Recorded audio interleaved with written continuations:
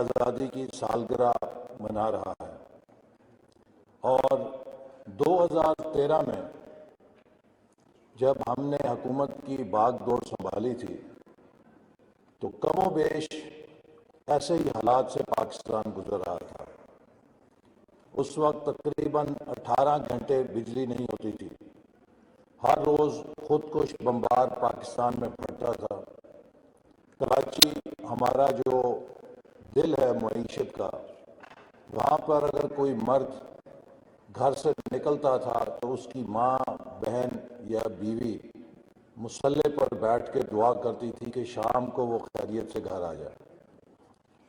لیکن اللہ تعالیٰ پہ بھروسہ رکھ کے جب ہم نے وہ سفر شروع کیا تو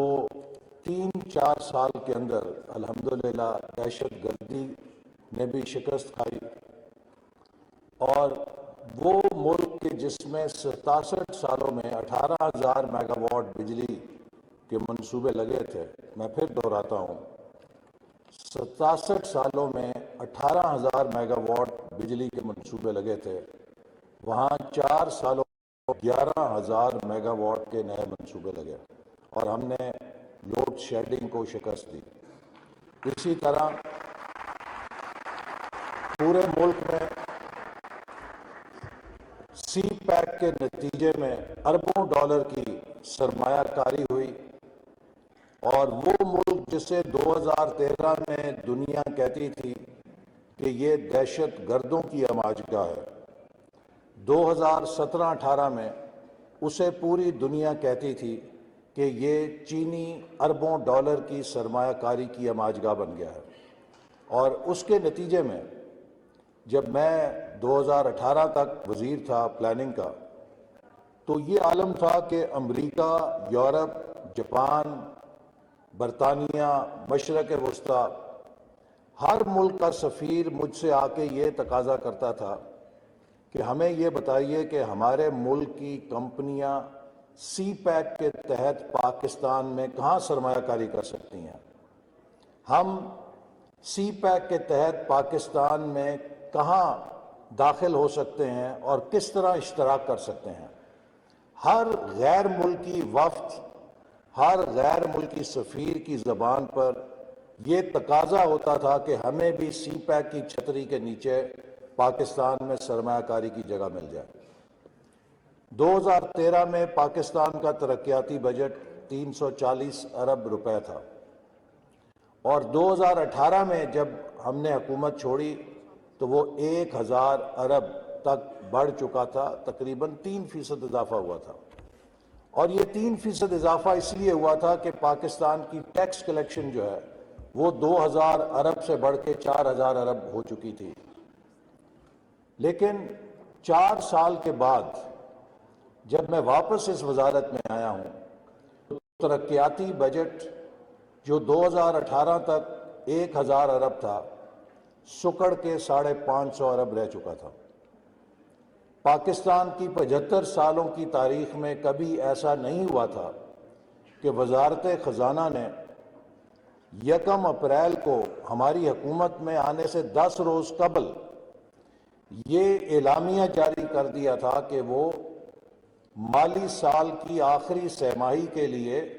ترقیاتی بجٹ کی مد میں 1 روپیہ جاری کرنے کی پوزیشن میں نہیں ہے۔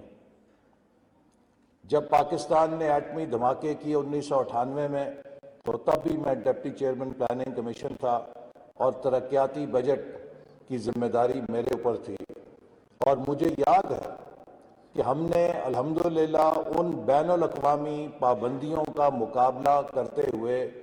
پورا سال ترقیاتی بجٹ کو چلایا تھا۔ لیکن اب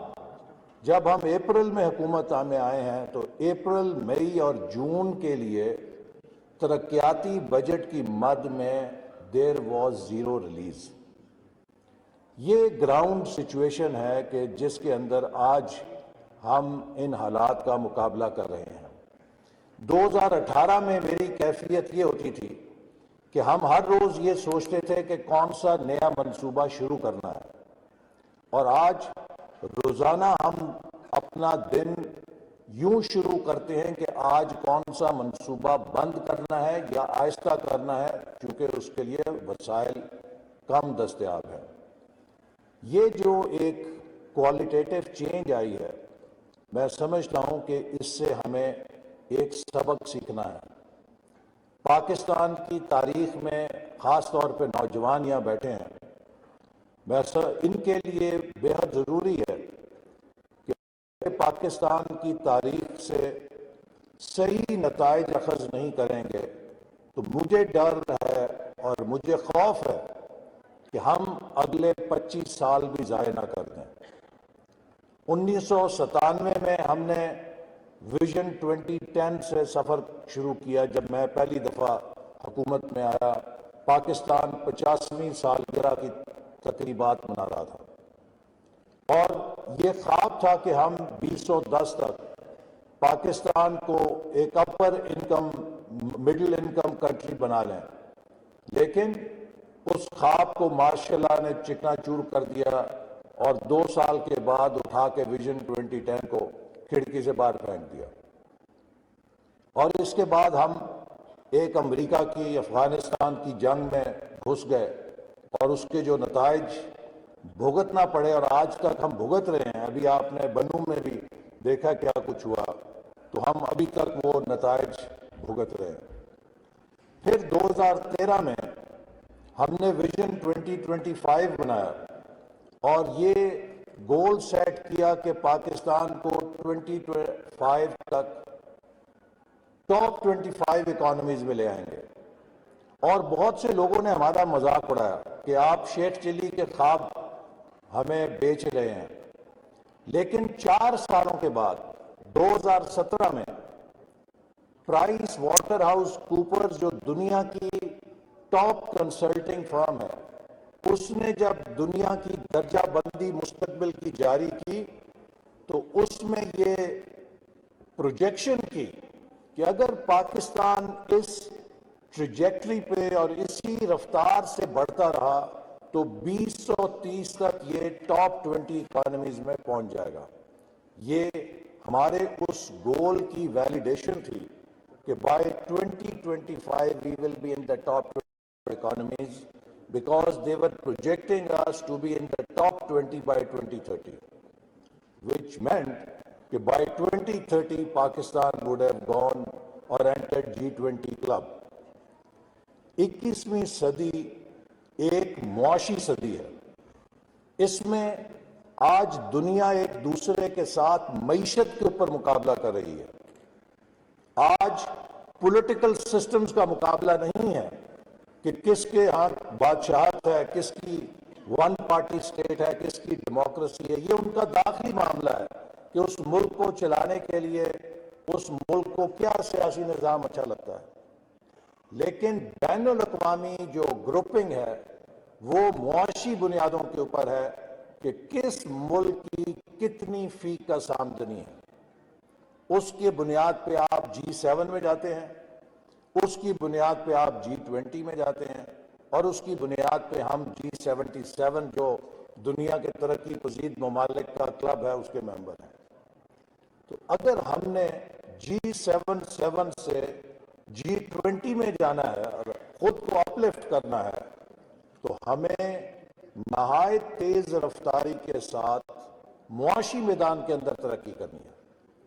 اور معاشی میدان میں اگر ترقی کرنی ہے تو 75 سال ہمیں یہ بتاتے ہیں کہ ہمارے پاس نہ ٹیلنٹ کی کمی تھی، نہ ہمارے پاس پالیسیز کی کمی تھی، نہ ہماری انتظامی صلاحیت میں کوئی کمی تھی۔ ہم ہندوستان اور بنگلہ دیش سے کسی چیز میں پیچھے نہیں تھے۔ اگر کمی تھی تو ایک چیز کی تھی کہ ہمارے ہاں پولیٹیکل سٹیبلٹی اور کنٹینیوٹی آف پالیسیز نہیں رہی۔ آج 75 سالوں کا نچوڑ یہ ہے کہ پاکستان بہترین دماغ رکھنے کے باوجود، بہترین انتظامی صلاحیت رکھنے کے باوجود، بہترین پالیسیاں بنانے کے باوجود اس لیے اپنی منزل سے پیچھے رہ گیا کہ ہمیں استحکام اور تسلسل حاصل نہیں رہا۔ آپ اگر دنیا کا بہترین بیج لے کر آئیں، گندم ابھی بیجی گئی ہے، آپ بہترین بیج زمین کے اندر لگا دیں، لیکن اس بیج کو لگانے کے بعد اگر آپ کھیت میں ہل چلانے سے باز نہیں آئیں گے تو وہ بیج کچھ نہیں بگاڑ سکے گا، وہ بیج بیج ہی رہے گا۔ بیج کو پھل بننے کے لیے آپ کو کھیت میں امن اور استحکام دینا ہوگا تاکہ وہ بیج اپنی جڑیں نکالے، وہ بیج ایک پودا بنے، اس پودے کو پھل لگے، وہ پھل پکے اور آپ اسے کھا سکیں۔ لیکن اگر آپ اس عمل کو پورا نہیں ہونے دیں گے تو پھر آپ جتنی بہترین پالیسیاں بنائیں گے ان سب کے نتائج لا حاصل رہیں گے۔ اور پالیسیز جو ہیں وہ کم از کم 10 سال کا تسلسل چاہتی ہیں۔ ہمارا ہمسایہ ملک ہے بھارت، اگر آج اس نے ترقی کی ہے تو اس لیے ترقی کی ہے کہ وہاں پر ہر حکومت نے 2 ٹرمز لگاتار پوری کی ہیں، ڈیکیڈز کے تسلسل تھے، چاہے وہ بی جے پی تھی چاہے وہ کانگریس تھی، ان کے 10-10 سال کے ٹینیورز ہیں جس میں ان کی پالیسیز نے جڑیں پکڑیں اور ان اقتصادی پالیسیوں نے اپنے نتائج دیے۔ وفاقی وزیر منصوبہ بندی احسن اقبال اسلام آباد میں تقریب سے خطاب کر